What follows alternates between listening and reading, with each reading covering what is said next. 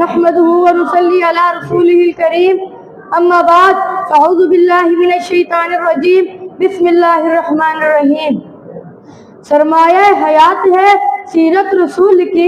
سرمایہ حیات ہے سیرت رسول کی، افلاح کائنات ہے سیرت رسول کی، بنجر دلوں کو آپ نے سہراب کر دیا، ایک چشم صفات ہے سیرت رسول کی۔ میرے پیارے دوستو السلام علیکم۔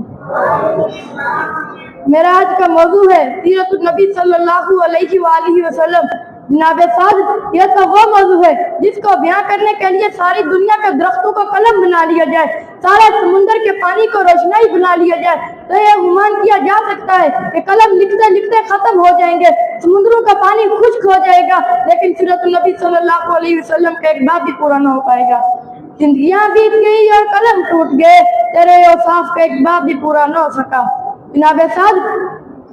ایک مسلمان کے لیے، ایک مومن کے لیے، ایک کلمہ گو کے لیے نبی کریم صلی اللہ علیہ وآلہ وسلم کی ذات گرامی ہر لحاظ سے مذکور و غور ہے۔ یہ ایمان و اعتقاد کا ممانہ ہے کہ یہ زمین و آسمان، یہ مشرقین، یہ مغربین، یہ نبی کریم صلی اللہ علیہ وآلہ وسلم کے جلوتین ہے، مگر نبی کریم صلی اللہ علیہ وآلہ وسلم تو دار الورا ہے، ہماری پہچان کی گھاٹ سے بھی بالا تر ہے۔ جناب صاحب، آج کل یہ ایٹم کی اہم ٹیکنالوجی کا دور ہے، منٹ کی پرواز ہے، چاند پر کمنٹ ڈالی جا رہی ہے، اب تو سائنس نے مریض کو بھی سکھ کرنے کا وعدہ کیا ہے، لیکن جی وقار آئے 1000 سال پیچھے چلتے ہیں، یہ بات کا یہ پیارا نہ تھا، ایٹم کی اہم ٹیکنالوجی نہ تھی، مشینوں کی خطرات کا دور دور تک کوئی خبر بھی نہ تھا، اسے قبولہ کر رہی تھی آمنہ کے لفظ جگر، مکہ کی ابنا غور، حلیمہ کی دیرت، جس جگہ بھی چولہا نہیں جلتا، پیٹ کے پتھر باندھے ہیں مگر اتنی اپنی سینے قدیم سیاش کو سرفراز فرمایا۔ حضور آئے تو سر آفرینش پا گئی دنیا،